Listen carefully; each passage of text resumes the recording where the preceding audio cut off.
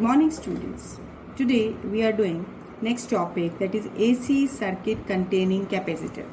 Before it we have done AC circuit containing resistance only and AC circuit containing inductor only.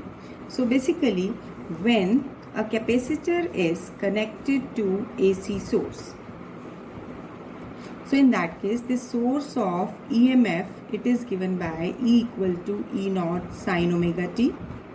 Now, as the source of EMF, it will start charging the plates of this capacitor.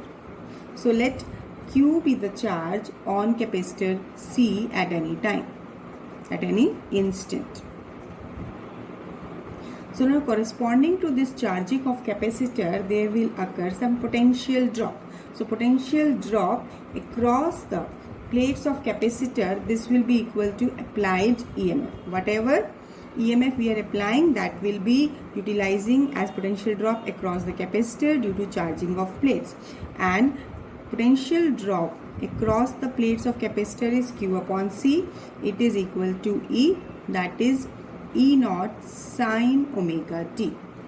So basically from here, charge is C E naught, C multiplied here, C E naught sine omega t. Now, main point while starting these kind of topics, we have to understand as in this electromagnetic induction and alternating current, we have taken sinusoidal variation of electric, that is EMF, not electric, this is EMF.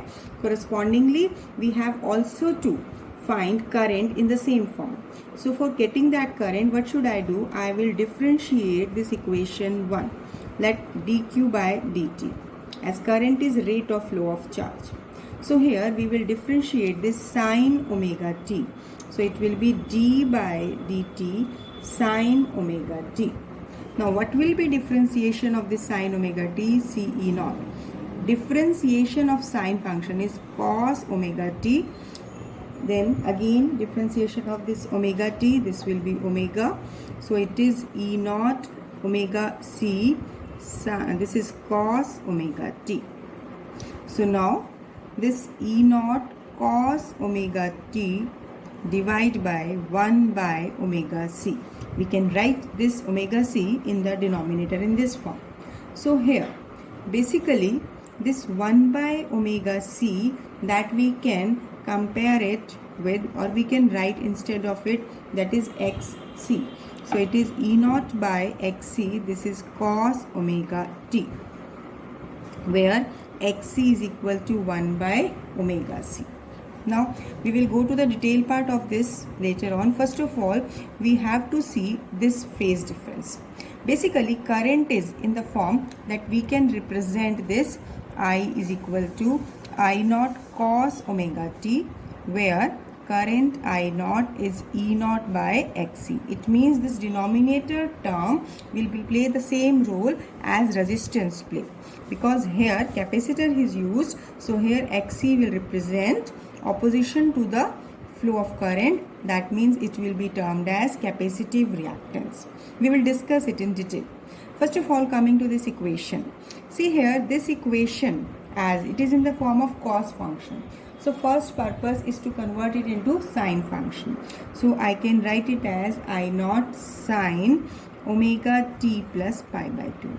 Now the very important question, I am putting a star. Reason, because you have to understand why I am writing it as omega t plus pi by 2.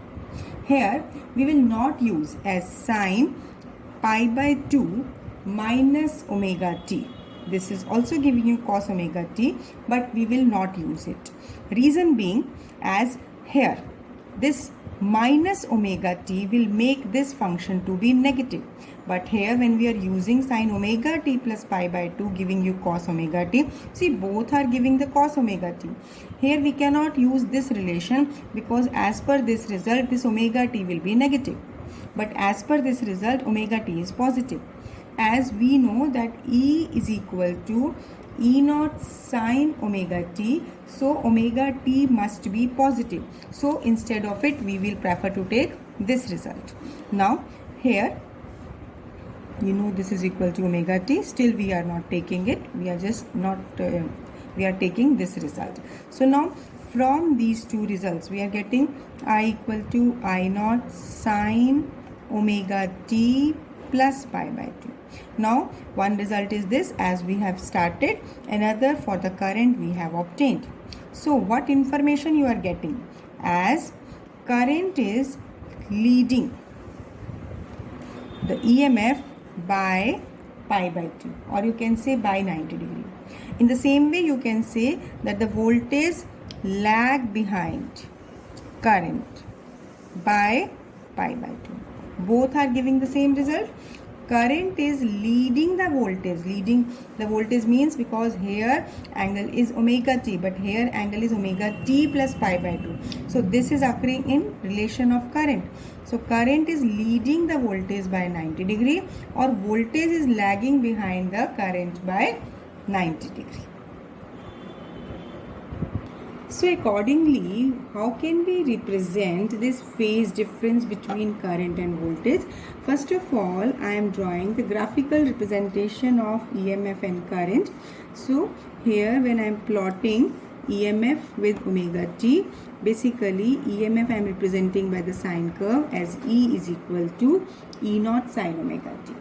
Now as current is leading the voltage, what does it mean?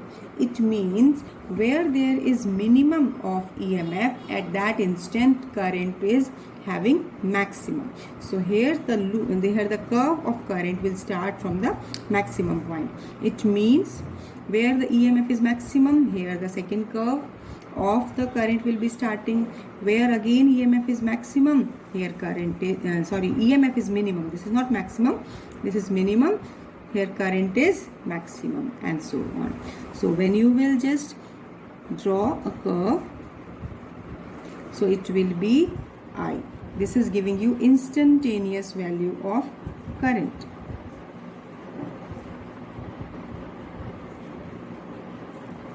So basically this is the graphical representation of EMF and current. You can see here that here current curve is coming in this quadrant, whereas in inductor current was here because current was lagging behind. Here the current is leading. This is a main point where usually you people get confused. So be careful that when you are drawing it, that current is leading the voltage. So you have to represent current by this curve. Second is the phasor diagram. So when you are drawing the phasor diagram, in that case, let this vector, rotating vector, is representing E naught, and its projection on vertical axis, it is giving you instantaneous value of EMF. Now this angle is omega t. As current is leading this EMF by 90 degree, so it means current will be exactly perpendicular to it, and it will lie here. This is giving maximum value of current, and here this is giving the instantaneous value of current, that is as a projection on vertical axis. So basic point you have to understand that current is leading in this case, so here current is moving in this direction, whereas in inductor the current was in this position. Here it was current because current was lagging. Here current is leading the EMF. That's why it is represented like this. Now another point, in both the curves, either in this curve or in this curve, we have represented that I naught is slightly less than E naught. EI is less than E. Same is the result here. As we know, the current is E naught by XL. Similarly, when we are taking I also, then EMF is divided by the resistance, the inductance. So basically it is not equal to E naught. I naught will never be equal to E naught because there will be some inductive reactance. That means there will be some factor that is giving you opposition to the current. So that's why due to the presence of this factor, current is slightly less than EMF. Now capacitive reactance. So what is capacitive reactance? As we have taken I naught equal to E naught upon 1 by omega C, and this 1 by omega C, this is your capacitive reactance, and it is equal to 1 by omega C. Basically it is the effective resistance, you can say, or opposition offered by capacitor to the flow of current. So if I will substitute the value of omega, it is given by 2 pi nu C. So here if you will take SI unit of this XC, that is capacitive reactance, it is ohm, represented by symbol this, because it plays the same role as resistance play. So here it is the opposition to the current, so that's why its unit is ohm. Now for AC circuit, you can say XC, capacitive inductance is inversely proportional to frequency, whereas for DC has frequency 0. It means this capacitive inductance will be infinity. What does it mean? This is important. This kind of concept will be used in solving few conceptual problems. Some conceptual questions can be there. Basically, here capacitor allow AC to pass through it. This capacitor allow AC to flow through it easily, but offer infinite resistance. This is infinite resistance to flow of DC. That means it block DC and it allow AC to pass through it. So this is the main concept. Sometimes in 1 mark question this can be asked. Another important point, that IRMS is I naught by root 2, because whenever we are calculating the value of I naught, this is the peak value, so we have to calculate RMS value of current. So here if you will substitute the value, then you are getting this RMS value of current. Now the last point that we have to understand, graphical representation. As capacitive reactance very inversely proportional to this frequency, so corresponding to it the graph will be a curve like this. This kind of question can also be asked. So beta, we have covered AC circuit containing inductor and AC circuit containing capacitor. Both the topics are very important. First of all, you have to understand the expression for the current, that is giving the relationship between the phase relationship between EMF and the current. In inductor, which we have done in the previous video, current is lagging behind the EMF, whereas in this present case where capacitor we are taking, current is leading the EMF. Here current is leading the EMF. In that case, inductive reactance was directly proportional to frequency, the graph was straight line.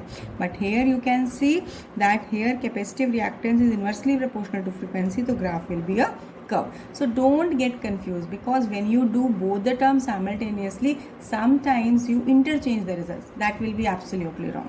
So be careful while revising it. Revise it very carefully. Give it a writing practice. Only you will get confidence. Now coming to next topic, that is AC circuit containing resistance, inductance and capacitance. Basically AC circuit containing resistor, inductor and capacitor. So their values are taken as resistance, capacitance and inductance. So which can be treated as LCR circuit. See, when you have to take combined effect of the circuit, so we have to use the result basically in terms of phase difference between current and EMF. So here this resistor and inductor and capacitor, all these are connected in series to a AC source RLC. So when these three are connected to a AC source, basically here first of all we will see that here basic point that should be clear to you, that voltage and current across resistance are in the same phase. So how can you depict this? These are by the parallel lines indicating they are in the same phase. There is no phase difference. Whereas in case of inductor, current lag behind the EMF by 90 degree. Current lag behind the EMF by 90 degree. Whereas in case of capacitor, current lead the EMF by 90 degree. So now first of all, voltage drop across resistances. Let we are taking voltage drop across resistances VR. This is I naught R. I naught is the maximum value of current. Similarly, voltage drop across inductor. Across this inductor, this will be given by I naught into XL, where XL is the inductive reactance. And voltage drop across the capacitor is I naught into XC. So this is giving you potential drop, voltage drop across each of the circuit element, that is resistor, capacitor and inductor. Now Here we will represent a phasor diagram. What will be, how can we represent it? As, first of all, to represent phasor diagram, we will see that across a resistance, let this O A is representing voltage drop across the resistance, current being also in the same direction. So here this is also representing as I naught, because both current and voltage are in the same phase. So these are representing along the same line. The rotating vector is along the x-axis. Now here we can see that across the inductor, voltage is leading the current by 90 degree. This angle, if phase angle is, voltage is leading the current or current is lagging behind, one and the same thing. Now here, as we have taken this current as a standard direction, so across the inductor, voltage is leading the current by 90 degree. So here we will represent this as VL. Voltage across inductor is leading the current by 90 degree. Now similarly, current voltage across capacitor. Here voltage across capacitor is lagging behind the current by 90 degree. So basically current along the same direction, we will represent VC, that is along, you can say OY dash. Here because voltage is lagging behind the current. अब आप यहाँ पे देख सकते हैं कि यहाँ पे current is leading the voltage है, जबकि इस केस में current is lagging the voltage है. So now we have representing three rotating vectors, that is VR, VL, VC along three directions. Now here first of all we will consider that if VL, either it can be greater than or less than VC. This VL, it can be greater than or less than VC. Let we are assuming here that potential drop across inductor is greater than VC. So now we can see here that voltage across inductor and across capacitor, they have a phase difference of 180 degree. This phase difference of 180 degree. So net effective voltage will be, because VL is greater than VC, therefore net effective voltage, it will be given by VL minus VC. Now along what direction we will represent it? It is OA, let it be OB, this be K. So if we are taking the resultant of this along the positive y-axis, so let we are taking this is as OC. So this particular OC measurement is VL minus VC. This is the net effective voltage. So here that will be represented by OC. Now again you will see that the resultant of OC and OA, that means resultant of VR, potential drop across resistance, and VL minus VC, this will lie somewhere in between. Let this is represented by OL, and it is inclined at an angle phi with OA, that is VR. So basically if we have to represent, we have to find the resultant of these two. So in triangle OLA, OL will be equal to under root of OA square plus LA square.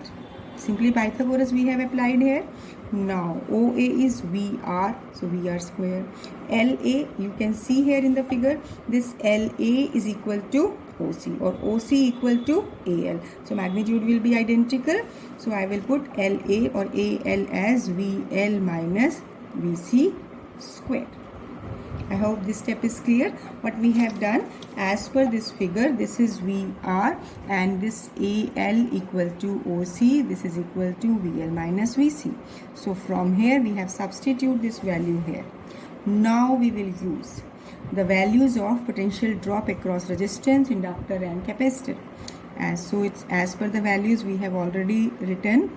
This is I naught R its square plus here it is I naught XL minus I naught XC its square. So if you will take this I naught square common on this side, you are getting R square plus XL minus XC square. So when you will take this I naught square outside the square root sign, so it will be I naught under root of R square plus XL minus XC square. So now see here, this OL, what does this OL represent? We can represent it by effective EMF. Let it be E. So I will write it as E. Right. Now here, if I will take the ratio of E upon I naught, this will be represented by Z. That means the ratio of EMF to the current, that will be the resistance we represent. This we will represent as impedance. So Z is the symbol for it. This is under root of R square plus XL minus XC square. Where this Z is impedance. जैसे हम resistance use करते हैं register के लिए, ऐसे ही अगर एक AC circuit में तीनों कंपोनेंट्स हैं, register, inductor, capacitor, all connected in series, तो उनका effective resistance, effective opposition to the current is represented by symbol Z, that is termed as impedance. So this impedance comes out to be under root of R square plus XL minus XC square. So you have to learn this result. Many a times you will use it as a result. Now, as this is the effective EMF, this is phi, this is we have represented as O A as VR, and this was your L, so it is VL minus VC. So what will be the value of this phi that we can calculate in this triangle OLA? Tangent phi will be perpendicular LA upon OA, right? So LA we have taken only magnitude, so VL minus VC upon VR. Now when you will substitute the value of this I naught VXL minus I naught XC upon I naught R, so tangent phi is XL minus XC upon R. So by this way you can calculate the value of phi, that is effective EMF, the angle of effective EMF with respect to the VR. So this way you can calculate the value of the phase angle. Now let me discuss few special cases. As we have taken two results, one is the impedance, another is the angle. Now let me take if XL equal to XC. What does it mean? That means opposition to the current by inductor is same as that of the capacitor. So in that particular case you will say that Z will be equal to under root of R square plus 0, that means R. Whereas tangent phi, it will be XL minus XC, it will be 0. So phi will be 0. It means in a LCR circuit, if the opposition given by inductor and capacitor are identical, then circuit, you will see here voltage and current will be in the same phase. This is a main important point, and this will be treated as pure resistive circuit, because in the pure resistive circuit there is no phase difference between current and EMF, current and voltage. So it will be treated as your non-inductive circuit, or you can say this will be pure resistive circuit. Whereas if XL, inductive reactance, is greater than capacitive reactance, so in that particular case impedance will exist. Depending upon the difference, its value will be there. In that case, what will be tangent phi? Tangent phi will be positive. XL minus XC will be positive. Greater than 0 means positive. It means this ratio will be positive. So it positive means, now it means that here voltage will leads the current by some phase angle phi, right? When XL is greater than XC, in that case voltage, yani in net effect you will say that the voltage is leading the current by some phase angle. So when voltage is leading the current, ये किस particular हमने circuit component में किया, inductor में, तो इसका मतलब वो वाला circuit कैसा होगा? This will be inductance dominating circuit. So you will treat it as inductance dominating circuit. No doubt other components are also present, लेकिन नेट इफेक्ट किसका डोमिनेट रहेगा? उस केस में इंडक्टर का रहेगा. अब इसी तरीके से मान लो अगर हम कहें XL is less than XC, तो उस केस में XL माइनस XC क्या हो जाएगा? नेगेटिव हो जाएगा. Less than 0 means negative. Then tangent phi will be negative. तो what does it mean? Now you will say इसका नेगेटिव होने का मतलब क्या हुआ कि नाउ वोल्टेज लैग बिहाइंड, यानी नेगेटिव होने का मतलब अब ये जो एंगल पॉजिटिव था अब ये नेगेटिव यानी बिलो द एक्सिस कहीं चला जाएगा, तो in that case voltage will lag behind current by some phase angle phi. और ये किस केस में हमने किया था, कैपेसिटर में। कैपेसिटर में ऐसा होता है कि वोल्टेज हमारा लैग करता है करंट से, तो इट मीन्स अब जो सर्किट होगी वो होगी capacitance dominating circuit. These are all the special cases. See, depending upon the conditions, depending upon the values, if any one factor dominate, then as per the conditions we will get the particular result. So this is a quite important results. I am just recapitulating the main points. First of all, what you have to do, as when the three components, when you are taking all these three are connected in series, so first point is that first of all you have to find the potential drop across three components. Second point is draw the phase diagram. From this phase diagram, by using Pythagoras theorem, you will get the value of net EMF. That will help you to calculate the value of impedance. So from that impedance, you will also calculate the value of this phase angle. So these two results are important. You have to learn this impedance result as well as this tangent phi. Depending upon the special conditions, you can come to following conclusions. On its basis, let me draw an impedance triangle. Impedance triangle, basically here you can note that here this base having resistance, as in the previous diagram, in the phase diagram we have represented potential drop, voltage drop across the components. Here we are represented the resistance and inductances. So here across this are ohmic resistance, it is representing, this is the resistance that is, it arises on account of material of conductor, whereas here OL we are representing it by Z, because here we were representing effective EMF, and if we have to represent the resistance, so effective resistance here is impedance, and across this vertical line this will be XL minus XC. So basically this reactance is the resistance that arises on account of opposing EMF induced due to change in strength of current. So this X can be written as, that is reactance, as XL minus XC, and effective resistance which we have just represented in the figure, this is given by under root of R square plus XL minus XC square. So see here impedance triangle is no new concept. Basically just see here impedance triangle is a triangle whose base is represented by resistance and perpendicular is represented by reactance. That means reactance, that is inductive reactance minus capacitive reactance. So here, and tangent phi, this can also be directly be expressed as XL minus XC by R. So impedance triangle is not a new concept. Many a time there can be a question in the board exams, what is impedance triangle? And so this is a triangle whose base is resistance, as diagonal is impedance, as perpendicular is reactance. Now what is the reciprocal of reactance? If we are taking reactance, if we are taking its reciprocal 1 by X, it is taken as susceptance. These points are new, so you must learn it. Reciprocal of reactance, this is taken as susceptance. Similarly, reciprocal of impedance, this is taken as admittance. Now unit of this susceptance and admittance are mho, because reciprocal of the resistance or ohm inverse, or you can take it as that of resistance, that is Siemens.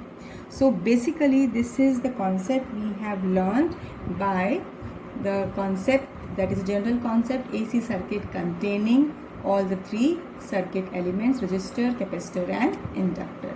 So first of all revise all these concepts carefully by giving a writing practice. I am repeating it, that give it a writing practice, only then you will get the concept in a clear manner. Thank you, have a nice day.